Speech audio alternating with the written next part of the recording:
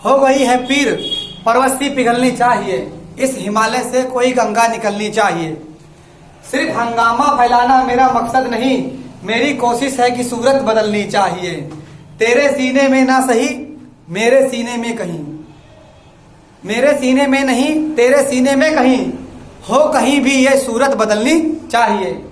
Hello साथियों, नमस्कार। मैं प्रमोद यादव अपने प्रमोद यादव यूट्यूब चैनल पर आप सबका बहुत बहुत स्वागत करता हूं। तो आज एक वीडियो लेकर आ रहे हैं जिसका मेन उद्देश्य है जैन धर्म। ठीक, मैं आज आपको जैन धर्म पढ़ाने वाला हूं। जैन धर्म, तो जैन धर्म के बारे में आज हम पूरी चर्चा करेंगे। ठीक, सहयोग दीजिएगा। देखिए, सबसे पहले जैन धर्म।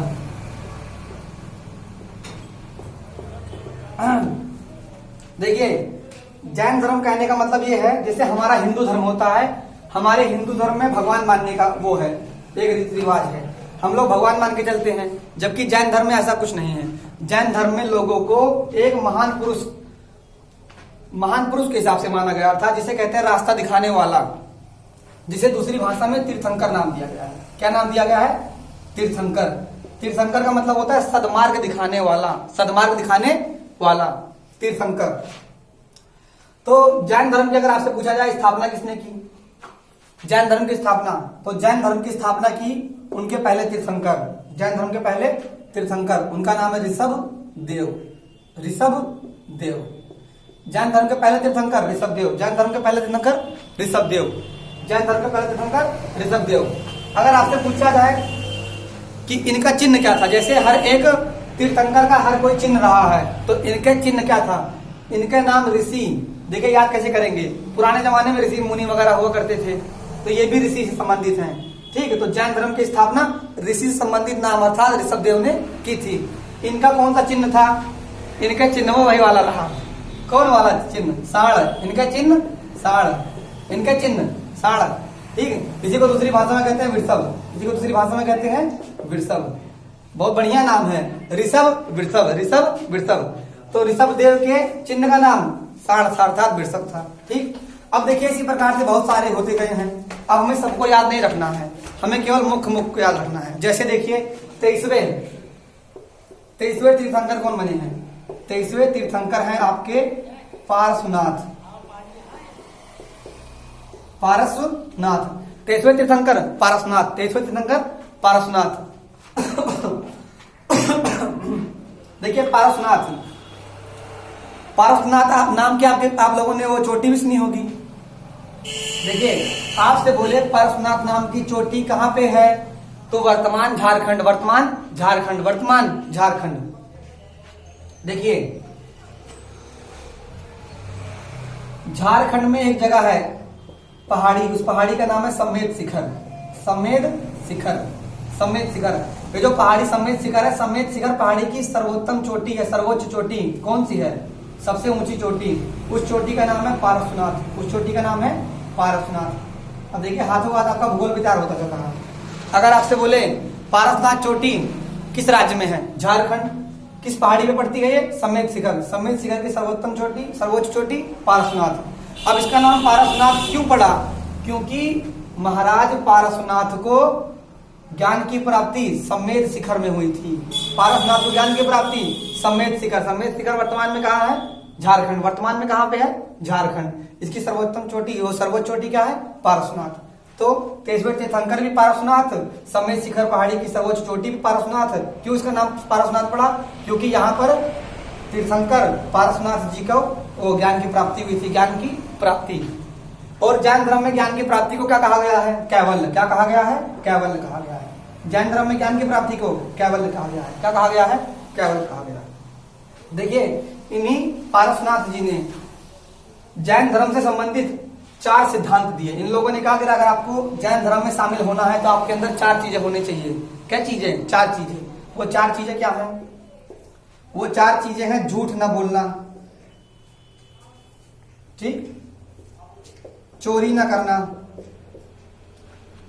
झूठ न बोलना, चोरी न करना, आवश्यकता से अधिक धन का संचय न करना, आवश्यकता से अधिक धन का संचय न करना, आवश्यकता से अधिक धन का संचय न करना, आवश्यकता से अधिक धन का संचय न करना। कितने हुए? 3 हुए।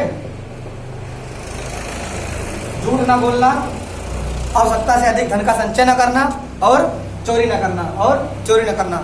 चौथा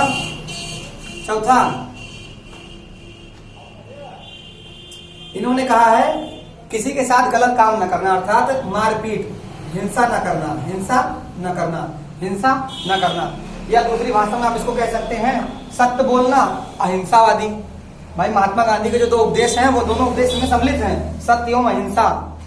सत्य का पालन करना और अहिंसावादी होना। उसी को दूसरी भाषा में आपको मैं समझा रहा हूँ कि झूठ ना बोलना और हिंसा न करना। हिंसा का मतलब मारपीट। इसके अलावा आवश्यकता से अधिक धन का संचय न करना, चोरी न करना। ये 4 सिद्धांत किसके हैं? जैन धर्म के। अगर आपके अंदर ये 4-5 सिद्धांत है तो आप जैन धर्म का पालन कर सकते हैं। ठीक, तो ये 4 सिद्धांत किसने दिए? 4 सिद्धांत पारसनाथ ने। 4 सिद्धांत पारसनाथ ने, 4 सिद्धांत पारसनाथ ने। अब देखिए चलते हैं सबसे महत्वपूर्ण 24वें तीर्थंकर, जिनका नाम है महावीर स्वामी। महावीर स्वामी, आप लोगों ने महावीर स्वामी के बारे में ही सुना होगा कि जैन धर्म से कौन संबंधित है? महावीर स्वामी। ठीक, तो ये हो गए आपके पहले, ये हो गए तीसरे। 24वें तीर्थंकर का नाम है महावीर स्वामी। 24वें तीर्थंकर महावीर स्वामी, उन्हीं को माना जाता है वास्तविक संस्थापक।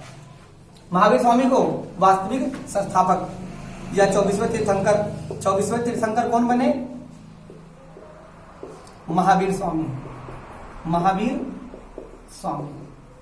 ठीक, अब इन्हीं के बारे में हमें सब पढ़ना है। जैसे महात्मा बुद्ध के बारे में हम बौद्ध धर्म में पढ़ते हैं, वैसे महावीर स्वामी के बारे में हमें जैन धर्म में पढ़ना है, ढेर सारी बातें।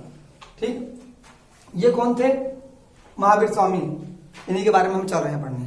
देखिए, अब बात की जाए देखिए, बात की जाए इनके पिता की। इनके पिता का नाम क्या था? इनके पिता का नाम सिद्धार्थ था। इनके पिता का नाम सिद्धार्थ। इनके पिता का नाम सिद्धार्थ।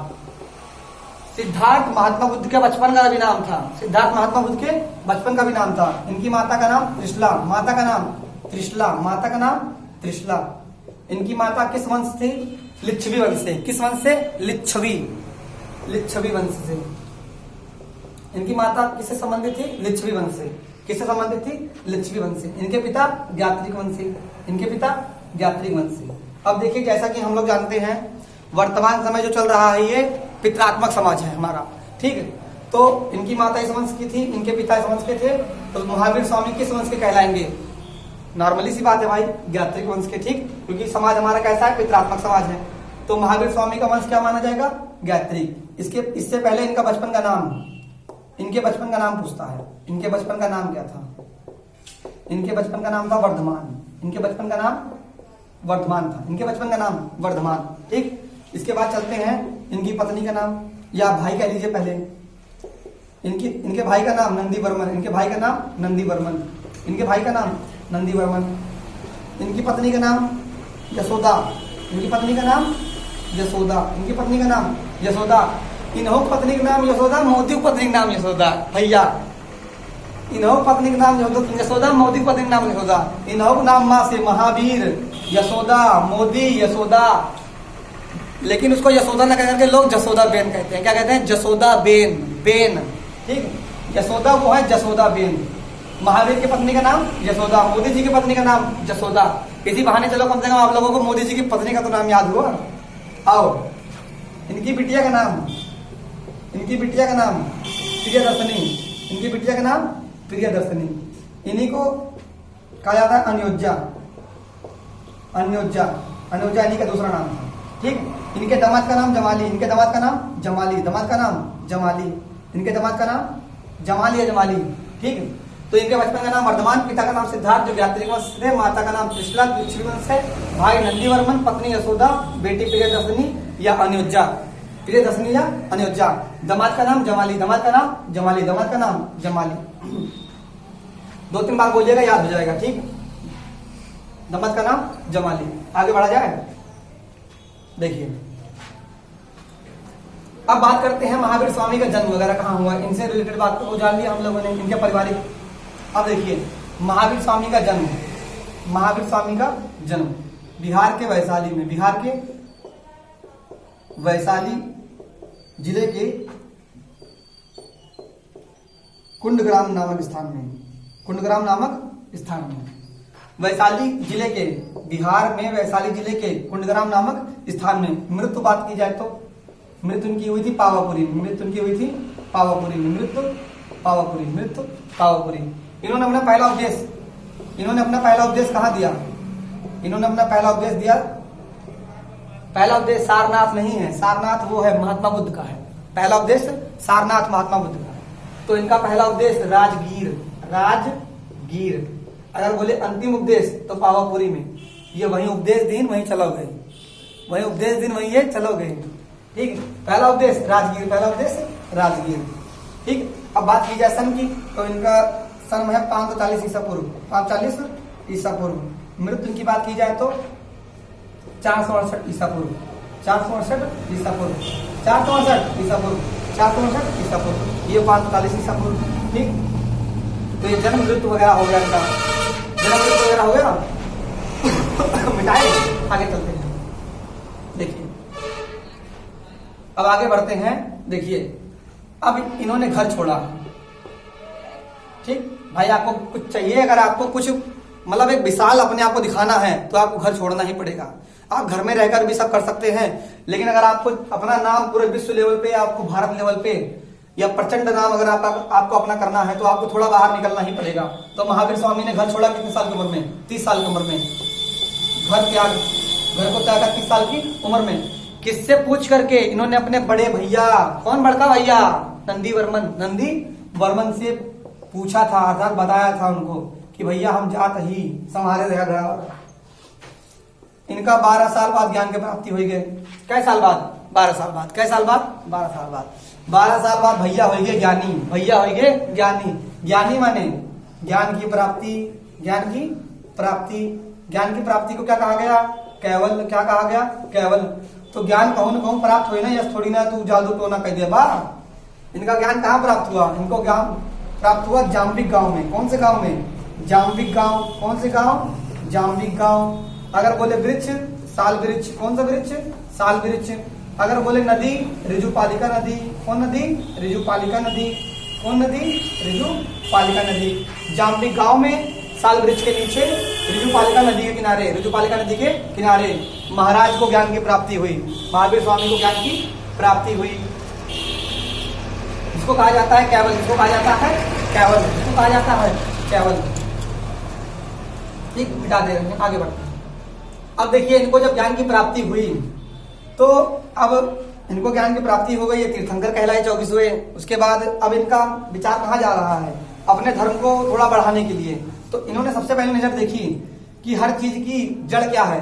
महिलाएं हैं। हर चीज की जड़ क्या है? महिलाएं। तो इन्होंने कहा एक उसमें 5वां रत्न जोड़िए, 5वां सिद्धांत। इन्होंने 5वां सिद्धांत दिया। 5वां सिद्धांत, चोरी न करना, झूठ न बोलना, धन का संचय न करना, हिंसा न करना। वो किसका था? पारसनाथ का। इन्होंने 5वां सिद्धांत उसी में जोड़ दिया। इन्होंने 5वां सिद्धांत उसी में जोड़ दिया। 5वां सिद्धांत क्या है? 5वां सिद्धांत ब्रह्मचर्य। 5वां सिद्धांत ब्रह्मचर्य। 5वां सिद्धांत ब्रह्मचर्य। इसके अलावा इन्होंने अपने कुछ विशेष नियम दिए, उनको त्रिरत्न कहा गया। उनको क्या कहा गया? त्रिरत्न। इनके उपदेशों को किसमें लिखा गया? इनके उपदेशों को 14 पूर्वा नामक पुस्तक में, 14 पूर्वा नामक पुस्तक में इनके उपदेशों को लिखा गया है। इनके उपदेश कहाँ पे है? 14 पूर्वा नामक पुस्तक में, 14 पूर्वा नामक पुस्तक में। ठीक, त्रिरत्न इन्होंने त्रिरत्न दिए। क्या दिए? त्रिरत्न। इन तीनों का नाम क्या है? सम्यक ज्ञान, सम्यक आचरण, सम्यक विश्वास। सम्यक का मतलब होता है बहुत ही शुद्ध मात्रा में, मतलब प्योर मात्रा में। प्योर आपको ज्ञान होना चाहिए, प्योर आपका आचरण होना चाहिए, प्योर आपका विश्वास होना चाहिए। ठीक है, आपसे बार बार पूछता है त्रिपिटक का संबंध, त्रिपिटक का संबंध, त्रिपिटक का संबंध बौद्ध धर्म से, त्रिरत्न का संबंध जैन धर्म से। त्रिपिटक का संबंध बौद्ध धर्म से, त्रिरत्न का संबंध जैन धर्म से। तो इन्होंने त्रिरत्न दिए, सम्यक ज्ञान, सम्यक आचरण, सम्यक विश्वास। उपदेश इनके 14 पूर्व में रखे गए हैं। ठीक, अब इनसे जुड़ी हुई जितनी बातें थी हमने देख ली, इनसे जुड़ी हुई इंपॉर्टेंट बातें। अब चलते हैं इन्होंने और इसके अलावा क्या क्या कहा है। ठीक, आगे बढ़ते हैं। देखिए इनका सबसे मूल सिद्धांत था महावीर स्वामी जी का। इनका मूल सिद्धांत था कि हम जीवों की हत्या नहीं करेंगे। इनका मूल सिद्धांत जीवों की हत्या नहीं करेंगे। इसीलिए इन लोगों ने कृषि का विरोध किया, युद्ध का विरोध किया, कृषि का विरोध किया, युद्ध का विरोध किया। थोड़ा स्पीड बढ़ा रहे हैं साथियों। जीव हत्या पर इन्होंने रोक लगाई, इसलिए इन्होंने कहा कृषि नहीं करनी चाहिए, युद्ध नहीं लड़ना चाहिए। इसके अलावा इन लोगों ने कहा कि व्यक्ति का पुनर्जन्म होता है, व्यक्ति का पुनर्जन्म होता है, पुनर्जन्म होता है, लेकिन पुनर्जन्म उन्हीं का होता है जिनको मोक्ष की प्राप्ति नहीं होती है।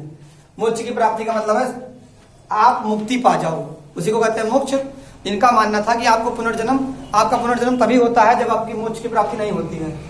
ये पुनर्जन्म पर विश्वास करते थे, लेकिन इनका मानना था कि अगर हम अपनी आत्मा को तड़पाएं, जैसे कहने वाले ठंडी चल रही है तो कपड़ा ना पहनो, उघारे रहो, गर्मी है तो कपड़ा ला लियो, उल्टा सीधा मतलब आत्मा को जितना सता पाओ। तो इन्होंने कहा पुनर्जन्म का मेन कारण क्या है? आत्मा। ठीक, अगर आप आत्मा को सता देते हो तो आपको मोक्ष की प्राप्ति हो जाएगी इसी जन्म में। इसके अलावा आप इस जन्म में ना हो पाओगे तो आप अगले जन्म आपको दिया जाएगा, अगले जन्म में आपको मोक्ष की प्राप्ति होगी। पुनर्जन्म पर विश्वास करते थे, आत्मा को कारण बड़ा बताया, आत्मा को कारण बड़ा बताया। इसके अलावा महाराज क्या करे हो जीवों की हत्या, पुनर्जन्म, जीवों की हत्या हो गया, पुनर्जन्म हो गया, आत्मा को बता दिया रीजन।